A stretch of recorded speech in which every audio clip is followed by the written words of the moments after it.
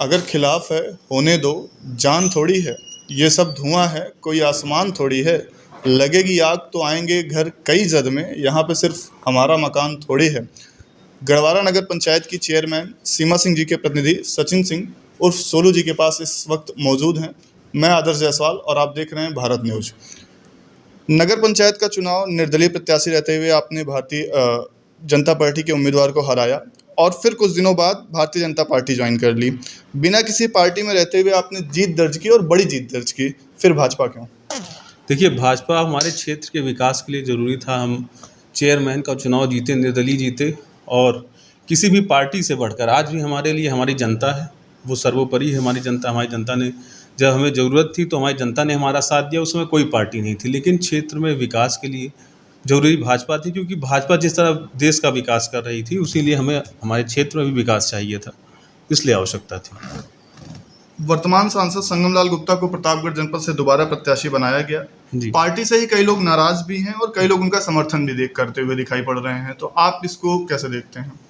जी, हम इसको इसी तरीके से देखते हैं कि चुनाव प्रत्याशी को नहीं, जो है शीर्ष नेतृत्व को देखना चाहिए। प्रधानमंत्री जी को देखना चाहिए, माननीय योगी आदित्यनाथ जी को देखना चाहिए। जब से उनका कार्यकाल शुरू हुआ है तब से विकास दर लगातार भारत का बढ़ता जा रहा है, चाहे वह आर्थिक क्षेत्र में हो, चाहे वह जो है सुरक्षा के क्षेत्र में हो। तो इसलिए जो है भारतीय जनता पार्टी को देख के वोट करें।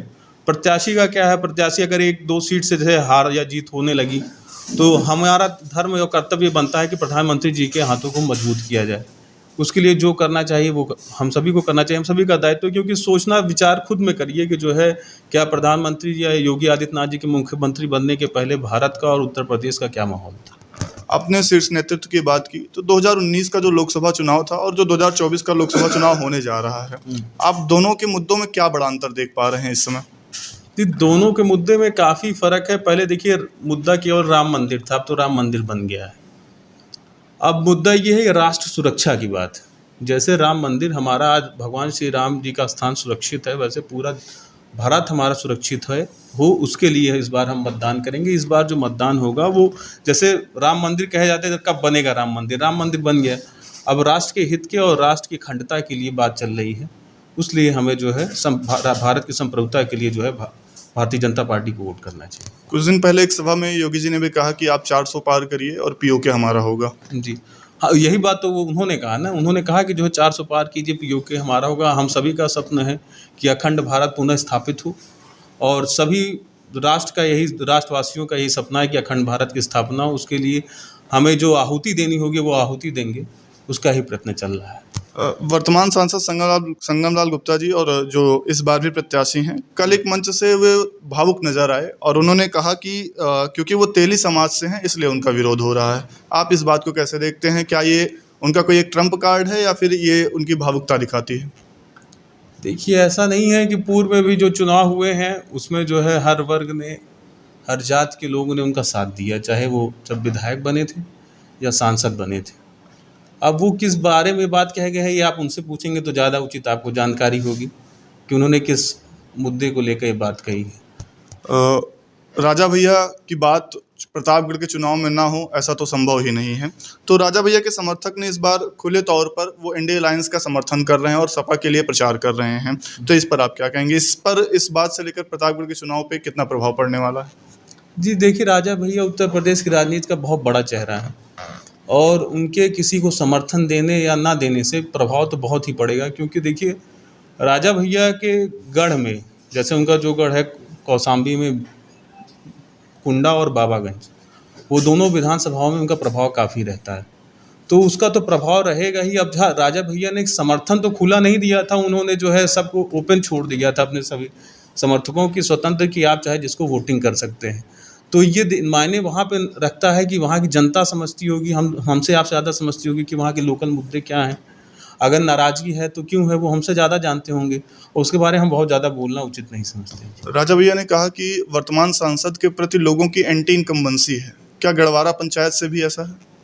नहीं, गढ़वारा नगर पंचायत में तो जो है ऐसा नहीं है, लेकिन प्रयास ये है कि जो है जहाँ से ज़्यादा वोट भाजपा पाए, हम लोग का यही प्रयास है। और एंटी इनकम्बेंसी क्या कह सकते हैं, प्रत्याशी से रुष्ट हो सकता है, लेकिन व्यक्ति योगी और प्रधानमंत्री जी से, योगी आदित्यनाथ और प्रधानमंत्री जी से संतुष्ट है और उन्हीं को देख के ही गढ़वा नगर पंचायत जो है प्रत्याशी के प्रति वोटिंग करेगी। तो भाजपा को पूरी तरह से समर्थन यहाँ पे मिल रहा है। जी, पूरा समर्थन। आपकी लोकप्रियता युवाओं के बीच बहुत ज़बरदस्त तरीके से देखी जाती है और युवा आपके साथ और हर कदम पर दिखाई देते हैं, लेकिन आज यही युवा नौकरी के लिए बहुत परेशान है। पेपर लीक हो जाते हैं, नौकरियां कई कई साल निकल नहीं रही हैं। इस पर आप क्या कहना? जिस पर हम यही कहना चाहेंगे कि देखिए, हम स्वयं युवा हैं और जब युवा की बात आएगी तो मैं युवा का ही पक्ष लूँगा। हम सबको, चाहे हम किसी भी पार्टी को, हम सभी को यह प्रयत्न करना चाहिए कि युवा सिर्फ किसी पार्टी के लिए जो है झंडा लेके ना दौड़े, किसी नेता के पीछे जिंदाबाद या मुर्दाबाद नारा ना लगाए, यही ना करे, उसका जीवन इसी में व्यतीत हो जाए। किसी भी पार्टी को सब ज़्यादातर बिना युवा के पार्टी कोई बनी ही नहीं है, ना कोई संगठन है।